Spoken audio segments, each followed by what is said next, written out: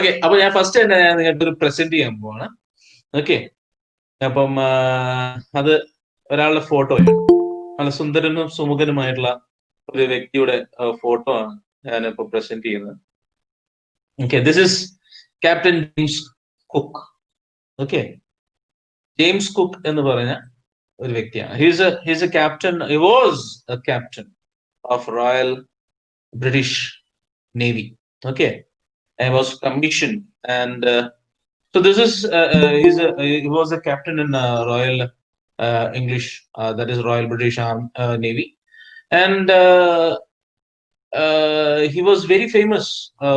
He was very famous, and his role in the 7-year war was really acknowledged by the government, and he undertook an around the world trip in order to, in those times, that was in 1776 to 1708. Okay, 1776 to 78, and he embarked on a journey around the world in his in order to find new places. Okay, it was the time when Britishers were colonizing all the other places in the world, and as a part of that, he went on several voyages, especially 3 voyages. He made 3 voyages around the world. ലോകം ചുറ്റി വന്നിരിക്കുന്ന ആദ്യത്തെ വ്യക്തി കൂടിയാണ് James Cook എന്ന് പറയുന്നത്. Okay, so the story that we are going to learn, or an excerpt from a book that we are going to learn, is related to him in a way. Okay, in a way, 200 years after James Cook set off for his around the world tour, that is 1776. In 1976, a voyage was planned by another person by the name Gordon Cook. Okay, there's a similarity in the name, but they are not related. Gordon Cook was born in Canada, and James Cook was a person who was born in Britain. Okay, Great Britain. So the same passage, the same route that James Cook took to circumnavigate the whole world, same route was selected by Gordon Cook and his family. Okay, so I'm coming to that chapter. Okay, Gerald, I'm coming to that chapter. This from the book, the story that you are going to learn is from the book called Hornbill, your Hornbill book, and this chapter is, we are not afraid to die if we are all together. Okay, we are not afraid to die if we are all together. That is the chapter, the second chapter from Hornbill. Okay, so ആ ചാപ്റ്ററിനെ base ചെയ്തിട്ടുള്ള ഒരു ഇതാണ്. അപ്പൊ James Cook എന്ന് പറയുന്ന ഈ ഒരു വ്യക്തി എന്ന് പറയുന്നത് ഈ ലോകം മുഴുവൻ ചുറ്റി വന്നിരിക്കുന്ന ആദ്യത്തെ വ്യക്തിയാണ്. 3 തവണ ഇദ്ദേഹം പോയി. ഇദ്ദേഹത്തിന്റെ കഥയും ഭയങ്കര ഇൻട്രസ്റ്റിംഗ് ആണ് കേട്ടോ. This is not said in this lesson that you are learning, but I will give a outline of that. അപ്പൊ ജെയിംസ് കുക്ക് എന്ന് പറയുന്നത് ഇദ്ദേഹം 3 തവണ ലോകം ചുറ്റാൻ പോയി. കാരണം പുതിയ സംഭവങ്ങൾ, പുതിയ കോളനീസ് ഉണ്ടാക്കാൻ വേണ്ടി, പുതിയ സ്ഥലങ്ങൾ കണ്ടെത്താനായിട്ട് ഉള്ളൊരു ശ്രമമാണ്. അഡ്വെഞ്ചറസ് ആയിട്ടുള്ള ഒരു സമയമായിരുന്നു അത്. People went out. ഇന്നത്തെ പോലെ നമുക്ക് ഈ ലോകത്ത് പല രാജ്യങ്ങളുണ്ടെന്നും ആ രാജ്യങ്ങളെ പറ്റിയിട്ടുള്ള വിവരങ്ങളൊക്കെ നമുക്ക് tip of fingers we can get it. നമ്മൾ വീട്ടിന്റെ സൗകര്യത്തിൽ കൊണ്ട് നമുക്ക് എല്ലാം കാണാൻ സാധിക്കും. പക്ഷെ അന്ന് പറയുന്നത് അങ്ങനെ ആയിരുന്നില്ല. ഒട്ടക്കിണറ്റിലെ തവളേനെ പോലെയാണ്. എല്ലാവരും ഈ ഒരു കിണറ്റിൽ നിന്ന് ചാടി പുറത്തേക്ക് വരാനുള്ള ശ്രമങ്ങൾ നടത്തുന്ന ഒരു കാലഘട്ടമായിരുന്നു. That was A very adventurous period. But because because they didn't know what lies behind or after that. Okay, ഒരു കടലിനപ്പുറം എന്താണെന്നുള്ളത് അറിയാത്തൊരു കാലഘട്ടമായിരുന്നു. There was no map. Cartographers were being made. Maps were being made at that time. They had to travel. They had to find new places. They had to record everything. It was such a period. Okay, so this traveling or voyaging was on a high, and all the European countries were fighting with each other in order to search and find new places. India കണ്ടുപിടിച്ചു, ഇന്ത്യയുടെ സമ്പത്ത് മനസ്സിലാക്കി. അങ്ങനെ മനസ്സിലാക്കിയ സമയത്താണ് അതേപോലുള്ള മറ്റുള്ള സ്ഥലങ്ങളും ഈ ലോകത്തുണ്ടെന്ന് മനസ്സിലാക്കുന്നത്. ആ ഒരു സ്ഥലങ്ങളെയൊക്കെ തിരഞ്ഞെടുക്കാനായിട്ട് പിന്നെ ഒരു മത്സരമായിരുന്നു. പോർച്ചുഗീസുകാരായാലും ഡച്ചുകാരായാലും ഫ്രഞ്ചുകാരായാലും ബ്രിട്ടീഷുകാരായാലും ആരായാലും ഇവർ തമ്മിൽ ഒരു മത്സരമായിരുന്നു പുതിയ പുതിയ സ്ഥലങ്ങൾ കണ്ടെത്തുക, അവരുടെ അധീനതയിൽ അതാക്കുക എന്നുള്ളത്. It was that time of the period. So James Cook also played a very important part in that. Okay, so he circumnavigated the whole world thrice. മൂന്നാമത്തെ തവണ അദ്ദേഹം പുറപ്പെടുകയാണ്. And he found out Hawaii, the island, Hawaii island. ഇപ്പൊ അമേരിക്കയുടെ തൊട്ടടുത്തായിട്ട് നിൽക്കുന്ന Hawaii island എല്ലാം കണ്ടുപിടിച്ചത് പുള്ളിയാണ്. Okay, and he was trying to find out if there is any other islands and archipelagos just like Hawaii and Japan and all these places, just like that, if there was any other places around the world. So because they all know that the world was round, but they didn't know how vast it was. ഏതൊക്കെ സ്ഥലം ഉണ്ടെന്നോ ഏതൊക്കെ continent ഉണ്ടെന്നോ. പണ്ട് കാലങ്ങളിൽ വിശ്വസിച്ചിരുന്നത് എങ്ങനെയാന്ന് വെച്ചിട്ടുണ്ടെങ്കിൽ നമ്മളിപ്പോ പഠിക്കുന്ന പോലെ ഉള്ള കോണ്ടിനെന്റ്സ് ആയിരുന്നില്ല, അതിലും കൂടുതൽ കോണ്ടിനെന്റ്സ് ഉണ്ടെന്ന് വിശ്വസിച്ച ആൾക്കാരായിരുന്നു. അങ്ങനെയാണ് ഓസ്ട്രേലിയ കണ്ടെത്തുന്നത്, ഓസ്ട്രേലേഷ്യ കണ്ടെത്തുന്നത്, ന്യൂസിലാൻഡ് കണ്ടെത്തുന്നത്, ആൻഡ് ഹവായി ദ്വീപുകൾ കണ്ടെത്തുന്നത്. എല്ലാം ഇങ്ങനെ ഇങ്ങനെ യാത്രകൾ നടത്തിയതിനു ശേഷമാണ്. അങ്ങനെ ജെയിംസ് കുക്കിന്റെ മൂന്നാമത്തെ യാത്ര, തേർഡ് വോയേജ് എന്ന് പറയുന്നത് 1976-78 സോറി നോട്ട് 1976, 1776-78 കാലഘട്ടത്തിലാണ് മൂന്നാമത്തെ വോയേജ് നടക്കുന്നത്. ഓക്കെ, അങ്ങനെ മൂന്നാമത്തെ വോയേജിൽ പുള്ളി എവിടെ എത്തുന്നു? ഹവായിൽ എത്തുന്നു. അങ്ങനെ ഹവായിലെത്തി, and he landed in Hawaii. And by the time the third voyage he was very friendly with the people of Hawaii. Okay, Hawaii എന്ന് പറയുന്ന അവിടുത്തെ ആൾക്കാർ ഗോത്രവർഗ്ഗക്കാരാണ്. ദേ ആർ ഓൾ ഗോത്ര, what you say, aborigines of that place and tribal people. And a person of different race and different place has come to visit. They were looking upon him just like a god. അവർ വിശ്വസിച്ച് പോന്നിരുന്ന അവരുടെ ആ ഒരു ബിലീഫിൽ ഉള്ള ഒരു പെടുന്ന ഒരു ദൈവത്തിന്റെ അതേ രൂപമാണ് അദ്ദേഹം എന്നുള്ളത് വിശ്വസിച്ച് പോരുന്ന ഒരു വ്യക്തികളായിരുന്നു. ആൻഡ് സം ആൾട്ടർക്കേഷൻസ്, ചെറിയ ചെറിയ കശപിശകൾ അദ്ദേഹത്തിന്റെ ക്രൂവും അവിടെയുള്ള ആൾക്കാരുമായിട്ട് നടക്കുന്നത്. And what happens is one fine morning they find that one of their cutters, cutter എന്ന് പറഞ്ഞു കഴിഞ്ഞാൽ എന്താണ്? നമ്മളിപ്പം പറയുന്നത് കട്ടർ എന്ന് പറയും, നമ്മൾ ഷാർപ്നേഴ്സിന്റെ കട്ടർ എന്നാണ് പറയുന്നത് അല്ലെ. ആൻഡ് ഇദ്ദേഹത്തിന്റെ ഷിപ്പിന്റെ കൂടെ, it's a very big ship. Okay, പായ്ക്കപ്പലാണെന്ന് പറയാം, സെയിലിംഗ് ബോട്ട് ആണ്, സെയിലിംഗ് ഷിപ്സ് ആണ്. And these sailing ships at that time when a ship capsize, ഒരു ഷിപ്പ് മുങ്ങിപ്പോവുകയാണെങ്കിൽ അതിന്റെ അകത്തുള്ള ആൾക്കാരെ രക്ഷിക്കാനായിട്ട് അവരെന്ത് ചെയ്യും? ഒരു റെസ്ക്യൂ ബോട്ട് വെക്കും. ഓക്കെ, ഈ റെസ്ക്യൂ ബോട്ടിനെയാണ് കട്ടർ എന്ന് പറയുന്നത്.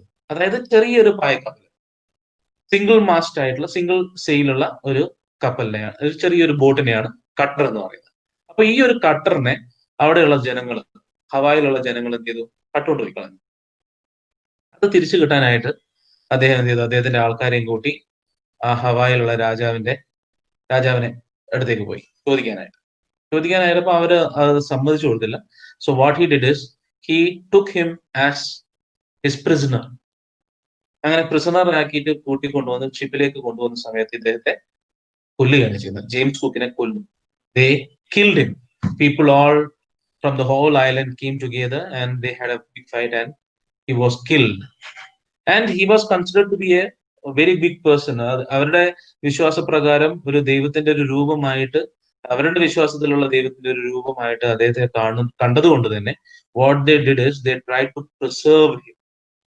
അവരുടെ രീതി എന്താന്ന് വെച്ച് കഴിഞ്ഞിട്ടുണ്ടെങ്കിൽ ഒരു വ്യക്തിയുടെ ശക്തി മുഴുവൻ അദ്ദേഹത്തിന്റെ എല്ലുകളിലാണെന്ന് വിശ്വസിച്ചിരുന്ന ആൾക്കാരാണ്. So what they did is very interesting. Okay, they boiled him. Okay, they boiled him so that they could remove the skeleton very easily.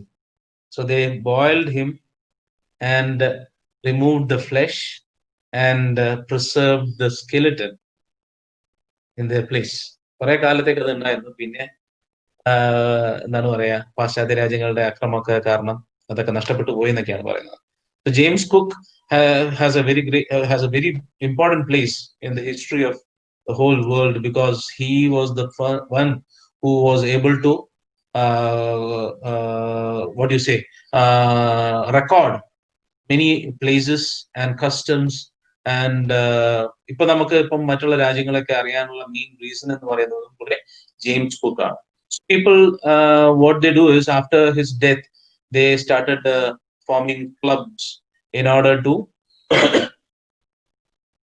to respect him, give him respect. Okay, so അങ്ങനെ അതിന്റെ ഭാഗമായിട്ട് ബ്രിട്ടനിൽ തന്നെ ഉണ്ടായിട്ടുള്ള ഒരു വലിയ club ഉണ്ട്. അതിന്റെ ആനുവൽ സെലിബ്രേഷൻ എന്ന് പറയുന്നത് ഇതുപോലുള്ള അദ്ദേഹം സഞ്ചരിച്ച വഴികളിലൂടെ. അദ്ദേഹം സഞ്ചരിച്ച വഴി എന്ന് പറഞ്ഞു കഴിഞ്ഞാൽ I will show you that. Okay, 3 ഇതാണ് അദ്ദേഹം നടത്തിയിരിക്കുന്നത്. This is it. I hope you are seeing this. Can you see this? കാണാമോ? യെസ്. ഓക്കെ. 1768 മുതൽ 71 മുതൽ this is the first this is the first travel that he conducted. He started from Plymouth. Everything was started from Plymouth. Plymouth എന്ന് പറയുന്ന ഒരു സ്ഥലമുണ്ട് ബ്രിട്ടനിൽ Plymouth എന്ന് പറയുന്ന സ്ഥലത്ത് നിന്നാണ് അദ്ദേഹം സ്റ്റാർട്ട് ചെയ്യുന്നത്. The first one marked in red. He started and he went through, that was the first one. And on Endeavour എന്ന് പറയുന്ന ഷിപ്പിലാണ് അദ്ദേഹം ആദ്യമായിട്ട് ട്രാവൽ നടത്തിയിരിക്കുന്നത്. And he started in the opposite ഡിറക്ഷനിലാണ് അദ്ദേഹം സ്റ്റാർട്ട് ചെയ്തിരിക്കുന്നത്. Okay, and he went like this and he found Australia in that, and through Indonesia, Malaysia and all these places he came back to Britain. Okay, and the second and third one were done on the ship called Resolution. That was in 1772 to 75, and the last trip was made from 1776 to 79. 3 years he took. Okay, and they say that his body was left over there itself. See, over here, the last trip is ending in Hawaii, and this is the blue trip. See, the blue trip is going like this. That is through the Cape of Good Hope, that is around Africa, and then passing through New Zealand, he comes to North America, and from there he goes to Canada, and passing through all these places he reaches in Hawaii in order to take a break. And after that he was planning to come back to Britain, but what happened is he gets killed over here and the journey stops over here. So this is the last journey. So Gordon Cook, coming back to the story at hand, that is Gordon Cook എന്ന് പറയുന്ന വ്യക്തിയാണ് ഈ 1976 1976 he decides to, he's a enthusiast. Okay, sailing enthusiast. He's just a sailing enthusiast. He was having a regular job, just all like all of us, and one fine morning he gets an idea to go for a voyage. But he likes to go just like any other westerner. He also was fascinated by sailing, and not only he, his wife also was fascinated by sailing. So what they did is they collected their money and bought a very big ship, a professionally made ship, sailing ship, that okay. And he spent most of his earnings in this ship, and then he started learning sailing on that ship. And after learning sailing and preparing himself, he decided to go on a around the world trip. Just like James Cook did in his last trip, the same way, the last voyage, the same way he also wanted to go around the world on his sailing ship. So he made himself, acquainted himself with all the things, intricacies of sailing a ship and everything. He learned everything, and he practiced it in his what do you say, free times. And after that he and his whole family decided to set sail. Just on the week of James Cook's anniversary, he decided to go for a around the world trip. Okay, so that experience is what he has written in A Schooner Around the World. The book, I think, is called Schooner Around the World, or Schooner. Schooner means SCHOONER.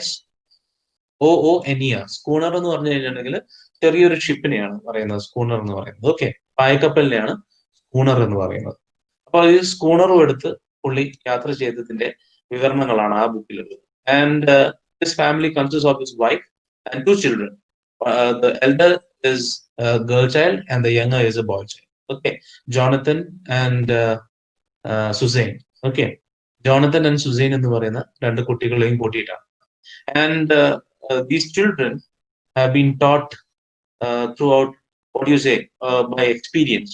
They didn't go to any school or anything like that, because you will come to know by sailing through by a ship എന്ന് പറയുന്നത് നമ്മൾ വിചാരിക്കുന്ന ഒരു പ്ലെയിനിൽ പറക്കുന്ന പോലെയല്ല. 3 മണിക്കൂർ കൊണ്ട് ഒരു എന്താണ് പറയാ ഒരു ലോകം മൊത്തം ചുറ്റി വരാനുള്ള 5 മണിക്കൂർ കൊണ്ട് ലോകം ചുറ്റി വരാനുള്ള കഴിവൊന്നുമില്ല.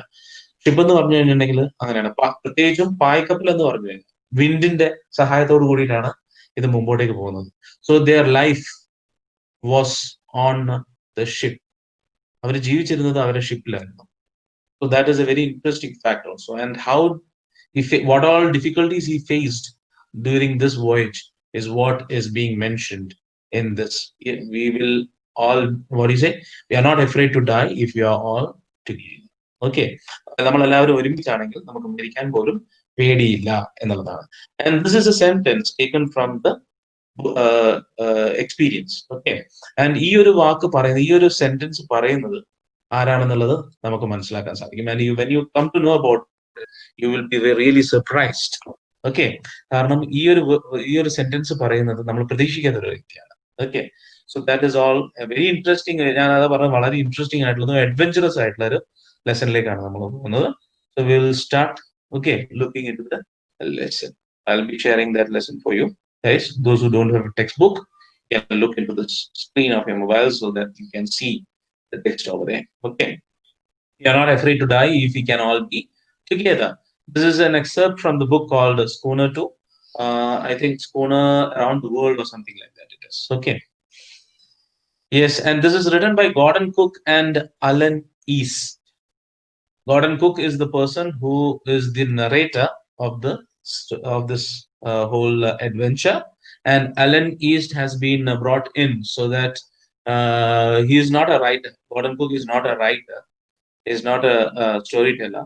So in order to make it a little more interesting, Alan East has been brought in, because Alan East is a literary personality. That's why Alan East has been brought in. Listen. Okay. So notice these expressions in the text infer their meaning from the context. From the context, you have to infer the meaning of that. Okay. But I'll be helping you with that. Don't worry about that.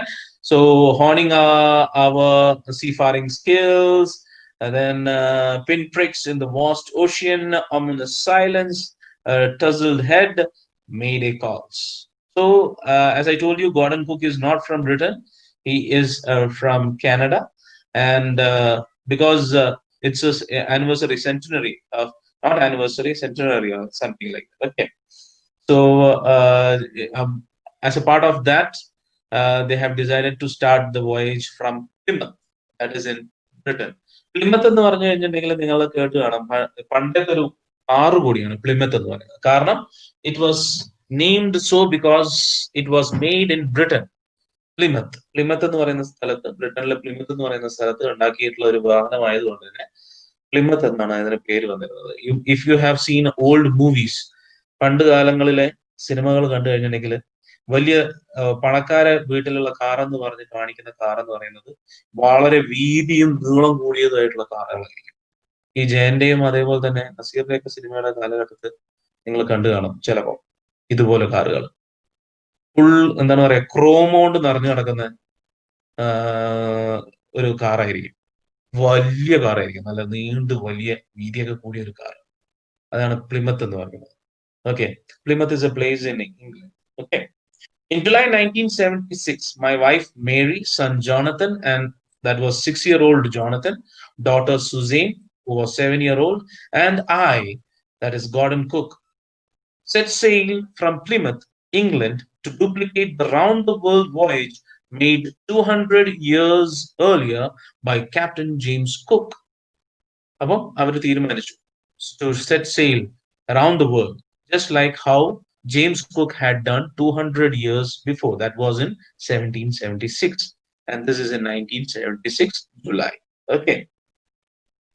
For the longest time, Mary and I, a 37-year-old businessman, had dreamt of sailing in the wake of the famous explorer. And for the past 16 years, we had spent all our leisure time honing our seafaring skills in British waters.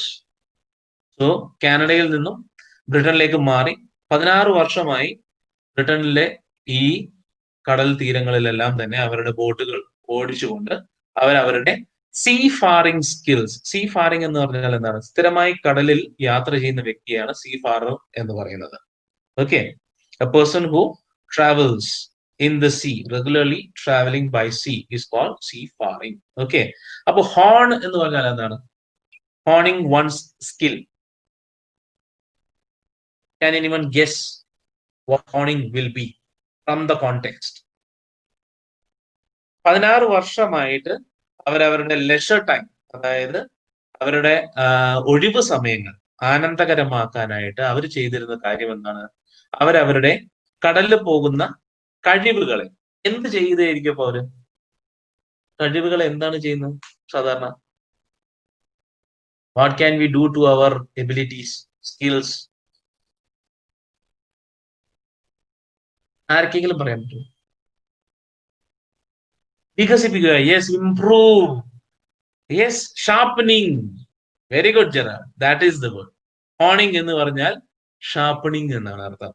Okay, refine or perfect something over a period of time, that is called honing.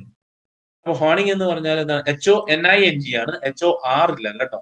It is HONING. Honing are sea faring skills. അപ്പം കടലിലേക്ക് പോകുന്നതും കടലുമായിട്ട് ബന്ധപ്പെട്ടിട്ടുള്ള ആ ഒരു skills, a set of skills. നമ്മൾ വിചാരിക്കുന്ന പോലെയല്ല. നമ്മൾ ഡ്രൈവ് ചെയ്യുന്നത് എന്ന് പറഞ്ഞു കഴിഞ്ഞിട്ടുണ്ടെങ്കിൽ we just have to concentrate on certain things only. But sailing എന്ന് പറയുന്നത് it is not like driving, it's a little more difficult. പ്രത്യേകിച്ചും സെയിലിംഗ് ഷിപ്പ് എന്ന് പറയുന്നത്, സെയിലിംഗ് ഷിപ്പ് എന്ന് പറയുന്നത്, ഈ പായക്കപ്പൽ എന്ന് പറയുന്ന സംഭവം അത് കുറച്ച് ഡിഫിക്കൽട്ട് ആണ്. ഭയങ്കര കൺഫ്യൂസിംഗ് ആയിട്ടുള്ള കുറെ കാര്യങ്ങളുണ്ട്. അപ്പൊ അതിനെയൊക്കെ നമ്മൾ കൂടുതലായിട്ട് മൂർച്ചപ്പെടുത്തണം, ഓൺ ചെയ്യണം, പെർഫെക്റ്റ് ആക്കി മാറ്റണം. Otherwise one single fault will cost your life എന്നാണ് പറയാറ്. Okay, so they took 16 years. They spent 16 years in honing their seafaring skills in British waters. British waters എന്ന് പറഞ്ഞാൽ എന്താണ്? ആ ബ്രിട്ടനോട് ചേർന്ന് നിൽക്കുന്ന കടൽ തീരവും കടലും, അതിനെയാണ് ബ്രിട്ടീഷ് വാട്ടേഴ്സ്. ഇന്ത്യൻ വാട്ടേഴ്സ് എന്ന് പറഞ്ഞാൽ there is a imaginary boundary.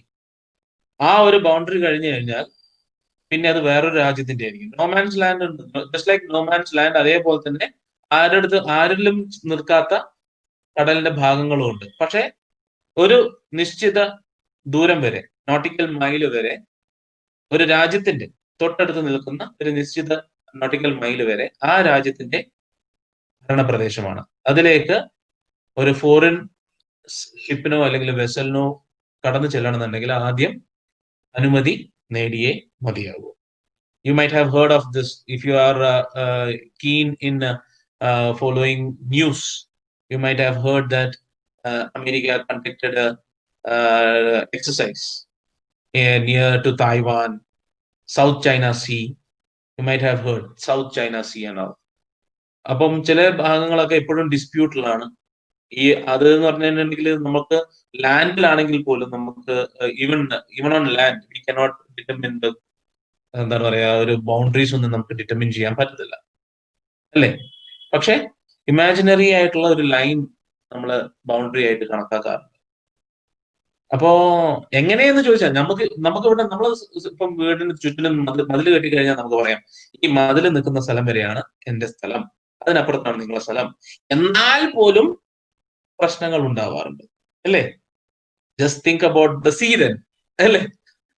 ഇവിടെ ഒരു നിലമാണ്, നിലത്ത് നമ്മൾ മതിൽ കെട്ടിക്കഴിഞ്ഞാൽ നമുക്ക് പറയാൻ പറ്റും ഇത് ബൗണ്ടറി ആണെന്നുള്ളത്. പക്ഷെ കടലിൽ എങ്ങനെ നമുക്ക് ബൗണ്ടറി തീരുമാനിക്കാൻ പറ്റും, അല്ലേ? ബട്ട് സ്റ്റിൽ അത് ഇപ്പൊ എന്താണ് പറയാ, എല്ലാ ലോകത്തുള്ള എല്ലാ രാജ്യങ്ങളും കൂടി തീരുമാനിച്ചിട്ടുള്ള ഒരു പൊതുവായിട്ടുള്ള ഒരു നിയമമുണ്ട്. ആ നിയമം വെച്ചിട്ടാണ് ഈ നോട്ടിക്കൽ മൈൽസ് തീരുമാനിച്ചിരിക്കുന്നത്. ഈ നോട്ടിക്കൽ മൈൽസിനുള്ളിൽ ഉള്ള സ്ഥലമെല്ലാം ആ ഒരു സ്ഥലം വരെ എന്താണ് ഒരു രാജ്യത്തിന്റെ ഭരണാധികാരമായിരിക്കും. ആ ഭരണാധികാരമുള്ള രാജ്യത്തിന്റെ ആ ഒരു പെർമിഷൻ ഇല്ലാതെ അങ്ങോട്ടേക്ക് മറ്റുള്ള കപ്പലുകൾക്കോ അല്ലെങ്കിൽ വാഹനങ്ങൾക്കോ അങ്ങോട്ടേക്ക് കയറി ചെല്ലാൻ സാധിക്കില്ല എന്നുള്ളതാണ്. Okay, so just like that. അപ്പൊ അങ്ങനെയുള്ള സ്ഥലങ്ങളെയാണ് ആ ഒരു രാജ്യത്തിന്റെ പേരോട് ചേർത്തുകൊണ്ട് പറയുന്നത്. ബ്രിട്ടീഷ് വാട്ടേഴ്സ് എന്ന് പറഞ്ഞാൽ ബ്രിട്ടന്റെ അധീനതയിലുള്ള കടൽ തീരങ്ങൾ, അതിനെയാണ് ബ്രിട്ടീഷ് വാട്ടേഴ്സ് എന്ന് പറയുന്നത്. Okay, just like that Indian waters എന്ന് പറഞ്ഞു കഴിഞ്ഞിട്ടുണ്ടെങ്കിൽ നമ്മൾ ഇന്ത്യയുടെ ഭൂപ്രദേശത്തിനോട് ചേർന്ന് നിൽക്കുന്ന ഭാഗങ്ങളെ അല്ലെങ്കിൽ കടലിലുള്ള ഭാഗങ്ങളെയാണ് ഇന്ത്യൻ വാട്ടേഴ്സ് എന്ന് പറയുന്നത്. ഓക്കെ, സോ ഹിയർ ബ്രിട്ടീഷ് വാട്ടേഴ്സിലാണ് അവരുടെ സീ ഫാറിംഗ് സ്കിൽസ്, കടലിലേക്ക് പോകുന്നതിന് വേണ്ടുന്ന ഉതകുന്ന രീതിയിലുള്ള സ്കില്ലുകൾ അതിനെ മൂർച്ചപ്പെടുത്തിയെടുക്കാനായിട്ട് അവർ ഉപയോഗിച്ചു വന്നിരുന്നത്. അവർ boat wave walker, a 23-meter, 30-ton wooden hulled beauty, had been professionally built, and we had spent months fitting it out and testing it in the roughest weather we could find. ഈ 16 വർഷം എന്ന് പറയുന്നത് they didn't take it in order to hone their seafaring skills, but in order to set, or അവരെ തന്നെ ഒരു കുറെ കാലം എടുക്കും ഈ ലോകം മൊത്തം ചുറ്റി വരിക എന്ന് പറയുന്നത് ഒരു 2-3 മണിക്കൂറിന്റെയോ അല്ലെങ്കിൽ 5 മണിക്കൂറിന്റെയോ 10 മണിക്കൂറിന്റെ കാര്യമല്ല, കുറെ സമയം എടുക്കും. Okay, so from Britain to reach South Africa, from Britain they took 3 years. 3 വർഷം അവർക്ക് എടുത്തു to reach South Africa itself. അപ്പം ബ്രിട്ടനിൽ നിന്ന് സൗത്ത് ആഫ്രിക്ക എത്താൻ 3 വർഷം എടുത്തെങ്കിൽ ആ ഒരു ലോകം മൊത്തം ചുറ്റി വരാനായിട്ട് എത്ര എടുക്കും എന്നുള്ളത് നമുക്ക് ആലോചിക്കാവുന്നതേ. So just think about it. It takes a lot of time and patience to go for such a journey. ഇങ്ങനത്തെ ഒരു വോയേജിന് പോകാനായിട്ട് വളരെ കൂടുതൽ പേഷ്യൻസും ടൈമും നമ്മളെ മണിയും അതോടൊപ്പം തന്നെ നമ്മുടെ മാൻ പവറും എടുക്കും എന്നുള്ളതാണ്. അപ്പൊ അതിനുവേണ്ടി അവർ പ്രിപ്പയർ ചെയ്തുകൊണ്ടിരിക്കുകയായിരുന്നു 16 years.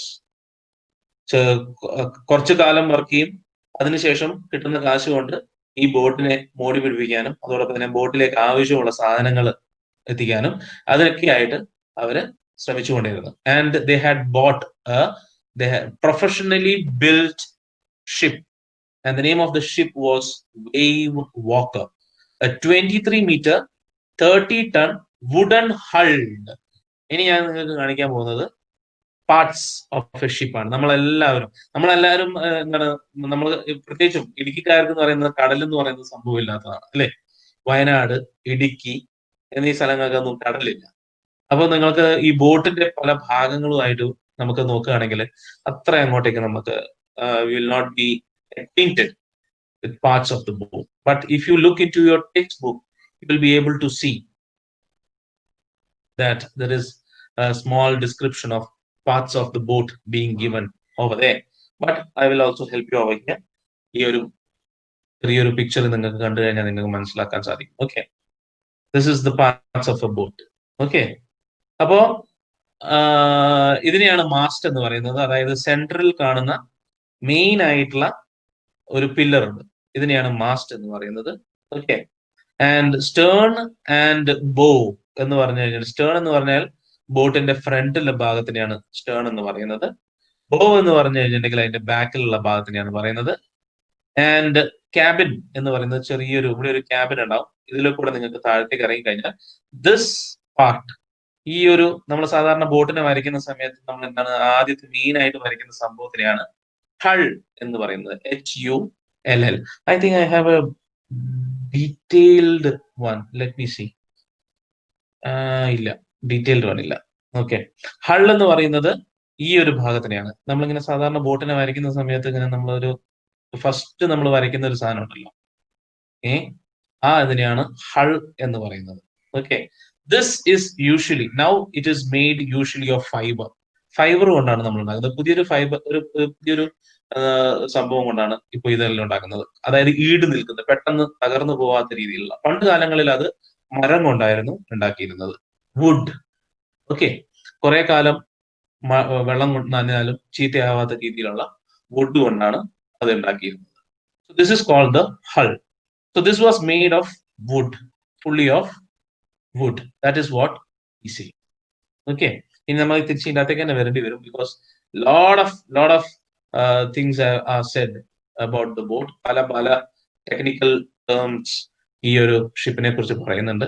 അപ്പൊ എന്തായാലും അതിലേക്ക് വരുമ്പോ I'll show you that picture once again. Okay, അപ്പോ അങ്ങനെ 30-ton വുഡൻ ഹൾഡ് ബ്യൂട്ടി എന്നാണ് വേവ് വാക്കറിനെ അദ്ദേഹം വിശേഷിപ്പിക്കുന്നത്.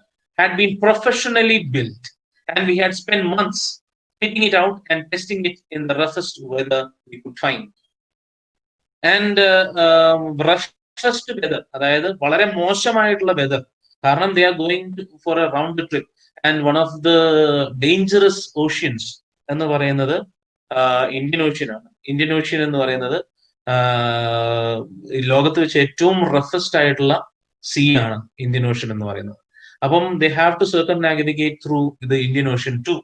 സോ അവരെ തന്നെ പ്രിപ്പയർ ചെയ്യാൻ വേണ്ടിയിട്ട് whenever they got a rough weather near the British waters, they used to go out taking their ship to test it, whether it will stay afloat or whether it will be destroyed. എന്തെങ്കിലും നാശനഷ്ടങ്ങൾ വരുമോ, എന്തെങ്കിലും problems വരുമോ എന്നൊക്കെ നോക്കാൻ വേണ്ടിയിട്ട് they used to take it out during the rough weather in order to test it out. അപ്പം so what they did is they were preparing themselves. They took several years in order to prepare themselves for മോശമായിട്ടുള്ള കാലാവസ്ഥയ്ക്ക് വേണ്ടിയിട്ട്, മോശമായിട്ടുള്ള സിറ്റുവേഷൻസിന് വേണ്ടിയിട്ട് അവരെ തന്നെ സ്വന്തമായിട്ട് സജ്ജമാക്കാൻ വേണ്ടി അവർ പ്രിപ്പയർ ചെയ്തുകൊണ്ടേയിരുന്നു. Okay, 16 years they took, and they took several months before the voyage, original voyage, in order to prepare themselves. Okay, the first leg of our planned 3-year 105,000 kilometers journey passed pleasantly as we sailed down the west coast of Africa to Cape Town.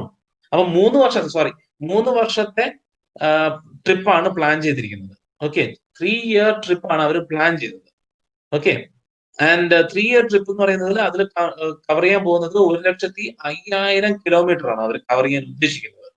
Okay, ആ ഒരു 3 വർഷത്തെ ട്രിപ്പിന്റെ ആദ്യത്തെ പാദം എന്ന് പറയുന്നത് leg, the first leg of our planned 3-year 105,000 kilometer journey passed pleasantly.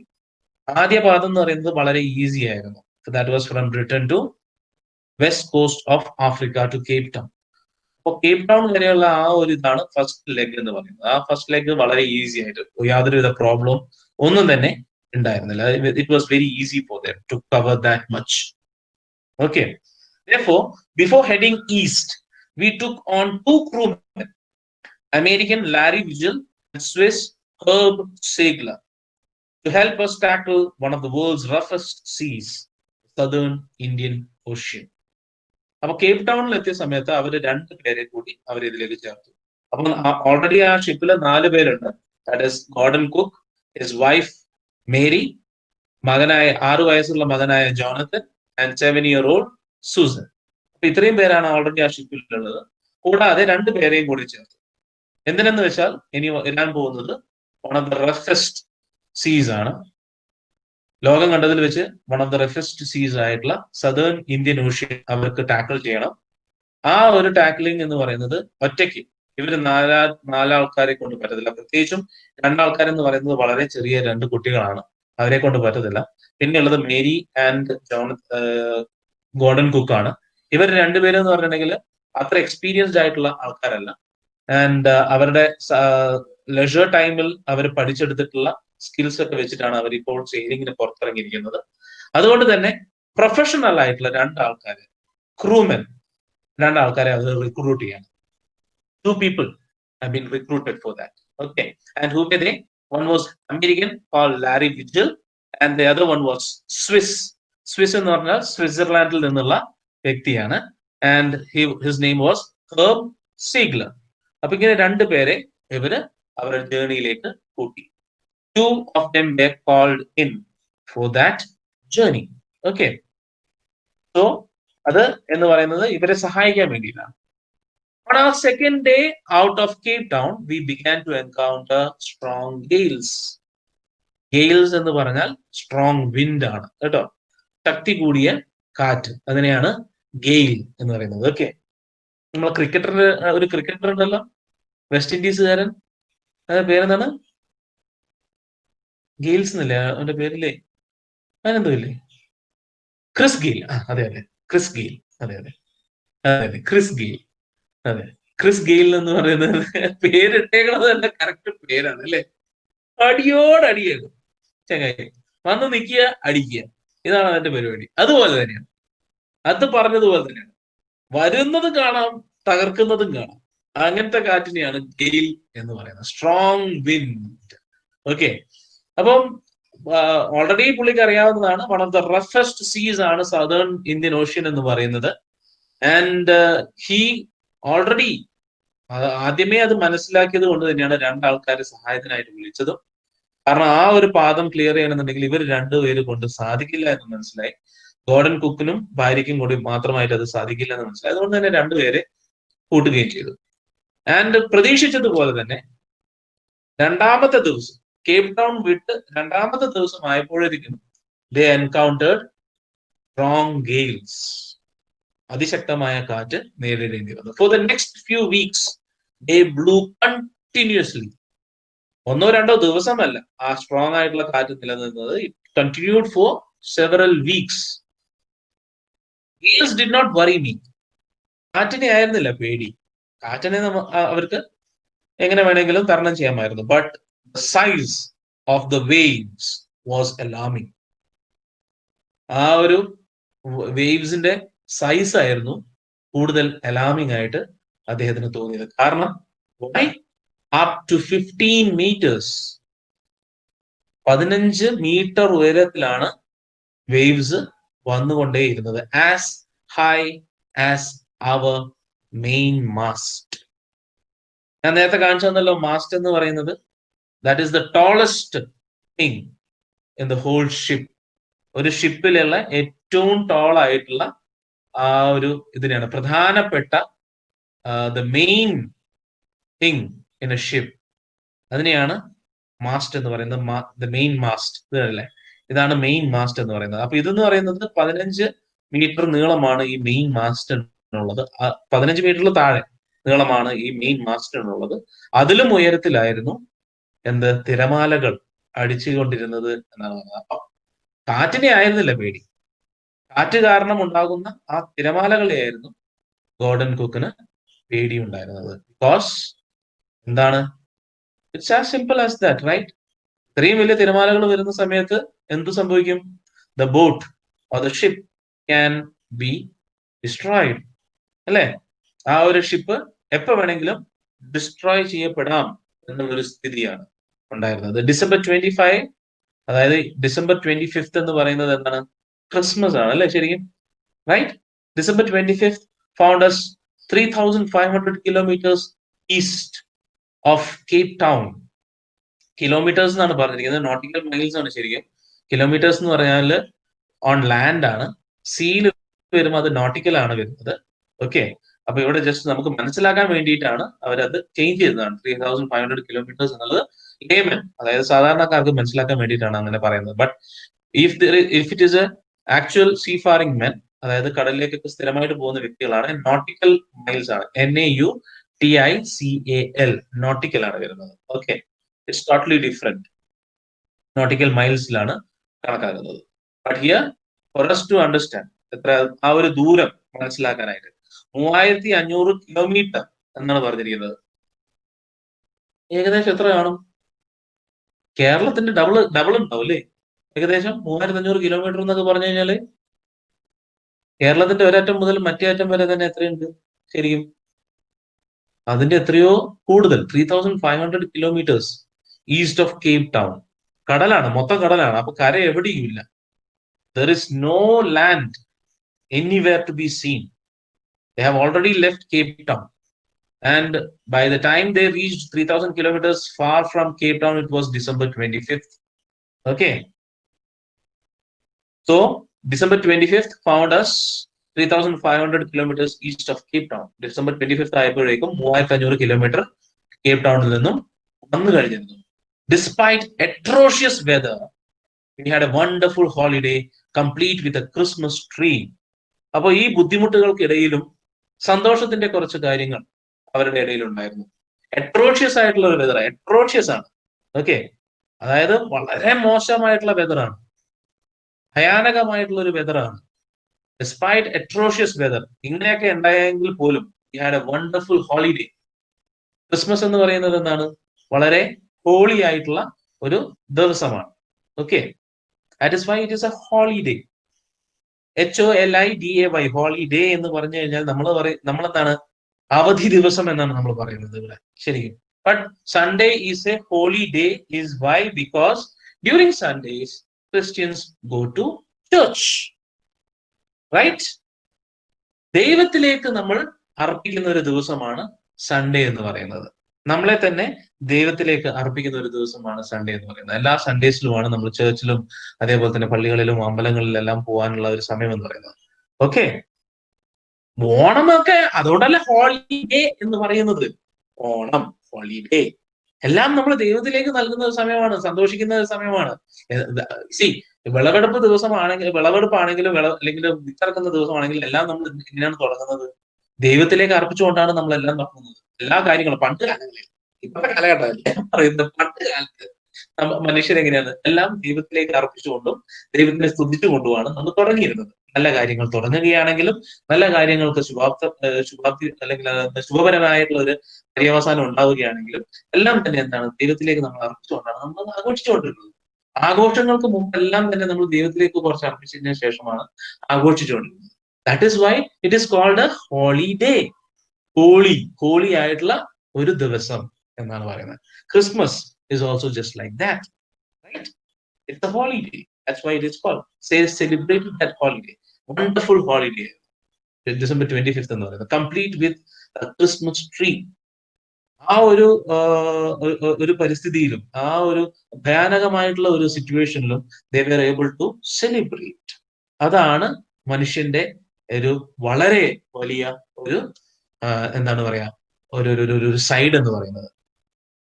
നമ്മളിപ്പം just think about this. Corona എന്ന് പറയുന്ന ഒരു സംഭവം ഭീതി ജനിപ്പിക്കുന്ന രീതിയിലുള്ള, ഈവൺ കഴിഞ്ഞ ദിവസം നമ്മൾ പറഞ്ഞ ഇവിടെ ഉണ്ടായിരുന്ന ഡെലീഷ്യ ബേക്കറി 2 ദിവസത്തേക്ക് അടപ്പിച്ചു. നെടുങ്കണ്ടത്ത് തൊട്ട് താഴെയുള്ള ഡെലീഷ്യ ബേക്കറി 2 ദിവസത്തേക്ക് അടപ്പിച്ചു. കാരണം they believe that one who was proved COVID-19 was visited the place എന്ന് പറഞ്ഞു. അപ്പൊ തൊട്ട് താഴെ നമ്മള് പടിവാതിൽ, അതായത് എന്റെ വീടിന്റെ പടിവാതിൽക്കൽ വരെ COVID-19 എത്തി.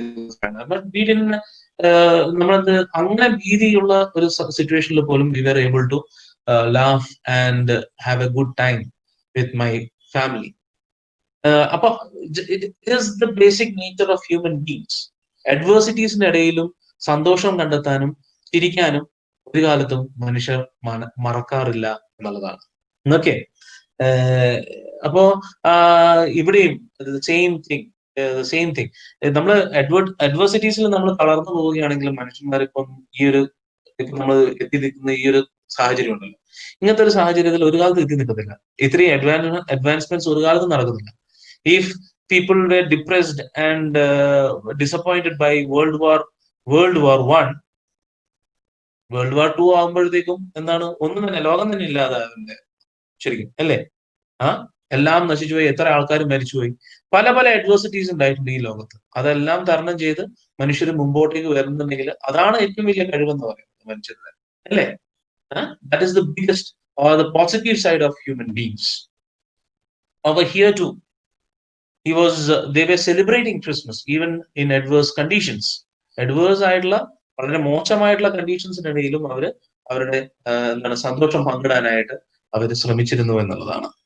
New Year's Day so no improvement. New Year's എന്ന് പറഞ്ഞാൽ എന്താണ്? 6 ദിവസം കഴിഞ്ഞിട്ട്, 6 days. യെസ്, 6 days കഴിഞ്ഞിട്ട് പോലും അവർക്ക് എന്താണ് കണ്ടീഷൻസിൽ യാതൊരു ഇംപ്രൂവ്മെന്റ് ഉണ്ടായില്ല. അട്രോഷ്യസ് ആയിട്ടുള്ള വെതർ തന്നെയായിരുന്നു 6 days. ആഫ്റ്റർ 6 days ടു, അപ്പം 25th ഡിസംബറിൽ വളരെ അട്രോഷ്യസ് ആയിട്ടുള്ള കണ്ടീഷൻസിൽ they try to celebrate Christmas, they try to celebrate the holiday in a very jovial way.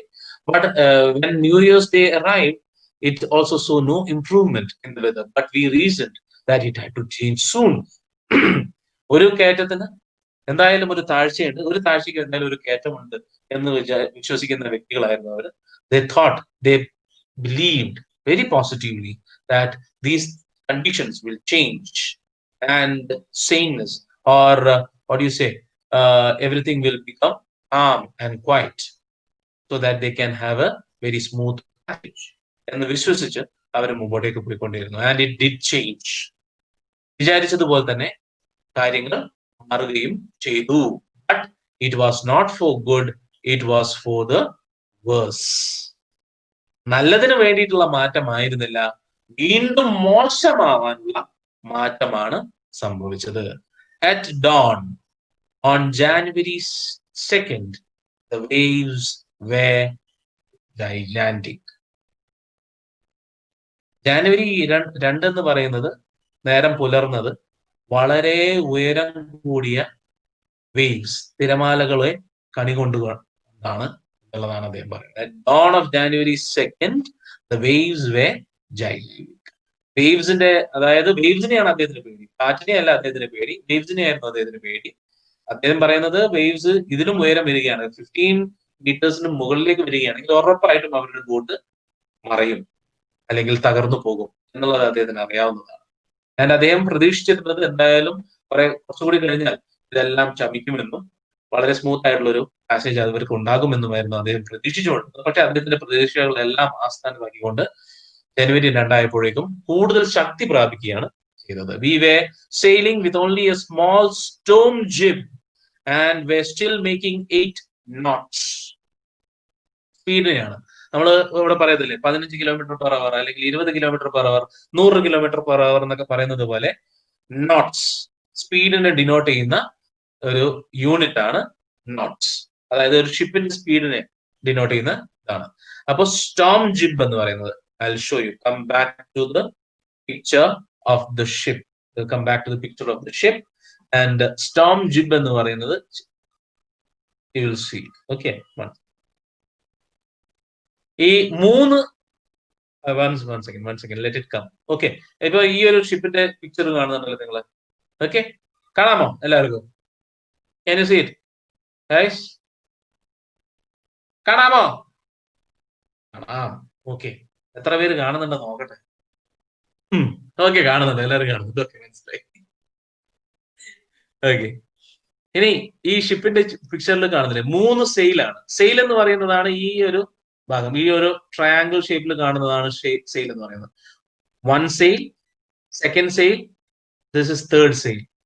ഇത് കണ്ടില്ലേ, ഈ ഒരു സെയിലിനെയാണ് സ്റ്റോം ജിബ് എന്ന് പറയുന്നത്. ഓക്കെ, ഇതെന്ന് പറയാ, ഇത് സാധാരണ ഇപ്പോ എന്താണ് പറയാ, വാട്ടർ വേൾഡ് എന്ന് പറഞ്ഞ സിനിമ കണ്ടിട്ടുണ്ടോ നിങ്ങൾ? വാട്ടർ വേൾഡ് ആരെങ്കിലും കണ്ടിട്ടുണ്ടോ? ദിദിമോസ് കണ്ടിട്ടുണ്ട് അല്ലെ?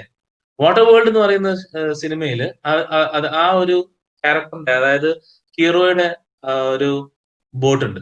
ഓക്കെ, അത് നിങ്ങൾ കാണണം, നല്ല സിനിമയാണ്. കാരണം അതെന്ന് പറഞ്ഞിട്ടുണ്ടെങ്കിൽ കുറച്ചും കൂടെ ഒരു എന്താ പറയുക, ഫ്യൂച്ചറിസ്റ്റിക് ആയിട്ടുള്ള ഒരു മൂവിയാണ്. അതായത് നമ്മളിപ്പം ഇപ്പൊ ഭയങ്കര ഗ്ലോബൽ വാർമിംഗ് ഒക്കെ നടന്നുകൊണ്ടിരിക്കുകയാണ് അല്ലെ? ആൻഡ് ഗ്ലോബൽ വാർമിംഗിന്റെ ഭാഗമായിട്ട് എന്താണ് സംഭവിക്കുന്നത്? What is happening? The ice caps are melting. അപ്പൊ ഈ അന്റാർട്ടിക്കയിലെയും ആർട്ടിക്കയിലെയും അല്ലെ ഐസ് ക്യാപ്സ് ഒക്കെ മെൽറ്റ് ചെയ്ത് കഴിഞ്ഞിട്ടുണ്ടെങ്കിൽ എന്തായിരിക്കും സ്ഥിതി? കടലിലെ വെള്ളം കൂടും, അപ്പൊ കര ഇല്ലാതാകും.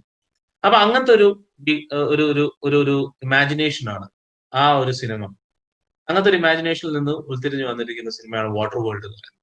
അപ്പൊ ഈ ഗ്ലോബൽ വാർമിംഗ് എല്ലാം കാരണം മഞ്ഞുകളെല്ലാം ഉരുകി ഇതെല്ലാം വെള്ളമായി മാറി കരയെല്ലാം ഇല്ലാതാകും.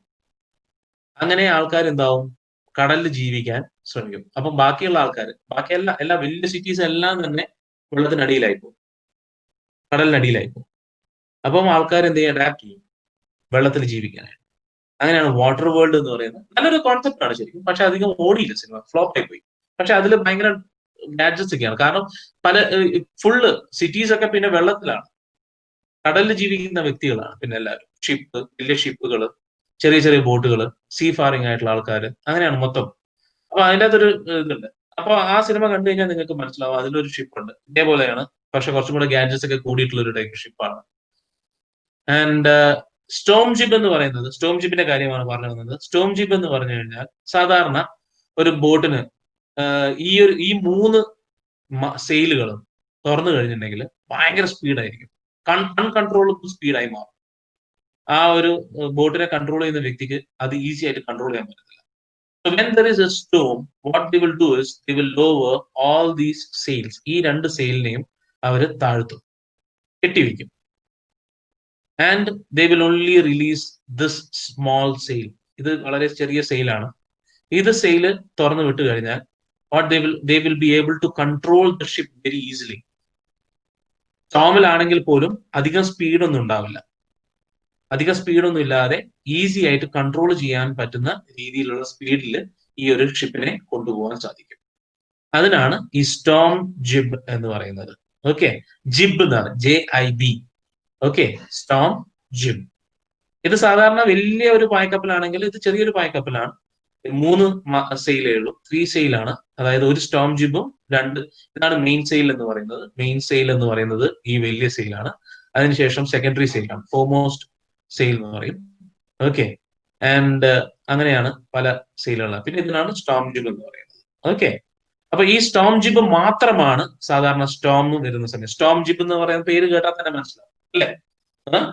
ഒരു കാറ്റ്, നല്ല ശക്തമായ കാറ്റ് അടിക്കുന്ന സമയത്ത്, സ്റ്റോം ആയിട്ടുള്ള സമയത്ത് മാത്രം തുറക്കുന്ന സെയിലിനെയാണ് സ്റ്റോം ജിബ് എന്ന് പറയുന്നത്. So that they can control the ship very easily. In order to control the ship very easily, they release the storm jib. എന്നിട്ട് പോലും ആ സ്റ്റോം ജിബ് വെച്ചിട്ട് പോലും ആ ഷിപ്പ് 8 knots, വേവ് വാക്കർ എന്ന് പറയുന്ന ഷിപ്പ് 8 knot സ്പീഡിലാണ് പോയിക്കൊണ്ടിരുന്നത് എന്നാണ് പറയുന്നത്. Okay, yes, we were sailing with only a small storm jib and we're still making 8 knots. അത് തന്നെ വളരെ സ്പീഡാണ്. 8 knots എന്ന് പറഞ്ഞാൽ തന്നെ വളരെ സ്പീഡിലാണ് ആ ഷിപ്പ് പോയിക്കൊണ്ടിരിക്കുന്നത്. As the ship rose to the top of each wave, we could see endless, enormous sea rolling towards us. And the screaming of the wind and spray was painful to the ears. To slow the boat down, we dropped the storm jib and lashed a heavy mooring rope in a loop across the stern. Then we double lashed everything, went through our life raft drill, attached lifelines, donned oilskins and life jackets, and waited. അപ്പൊ ശക്തി കൂടി, കാറ്റിന്റെ ശക്തി കൂടി, ഷിപ്പിന്റെ speed കൂടി എന്ന് കണ്ടപ്പോ what they did is they dropped the storm jib. Okay, storm ജിബിനെ താഴ്ത്തി. അത് താഴ്ത്തി കഴിഞ്ഞാൽ വീണ്ടും ഷിപ്പിന് സ്പീഡ് കൂടും, അൺകൺട്രോളബിൾ ആവും. പിന്നെ ഷിപ്പിനെ കൺട്രോൾ ചെയ്യാൻ പറ്റത്തില്ല എന്ന് മനസ്സിലാക്കിയപ്പോ what they did is they lowered the storm jib also. അതിനുശേഷം അതെ, ശകലം, മനസ്സിലായി, ശകലം. അല്ലെ, നാളെ ഇതേപോലെ പാട്ടാ ശരിയാക്കി തരാം. അതായത് സമയം 1:58 ആയിരിക്കുന്നു. സമയം നമുക്ക് നിർത്താം. Okay, it's time for us to stop over here and we'll continue from where we have stopped. Okay, ഇപ്പൊ നിർത്തിയ അതേ സ്ഥലത്ത് നമുക്ക് സ്റ്റാർട്ട് ചെയ്യാം. ഡിസ്കസ് സ്റ്റോം ജിബിനെ കുറിച്ചും അതോടൊപ്പം തന്നെ ഷിപ്പിന്റെ സ്റ്റേൺ ഏതാണെന്നും ബോർ ഏതാണെന്നും ഓക്കെ എല്ലാം നമുക്ക് അടുത്ത ക്ലാസ്സിൽ ഡിസ്കസ് ചെയ്യാം. And Anit, don't be late like this. Okay, tomorrow try to come early. Okay, 1 മണി മുതൽ 2 മണി വരെ. It is 1 to 2. Be early tomorrow. Okay. Thank you very much, all of you. Have a nice day. Nice. Stay healthy. Live well. Live strong. Okay. Stay safe, all of you. Tomorrow we will meet at same place, same time. Thank you very much.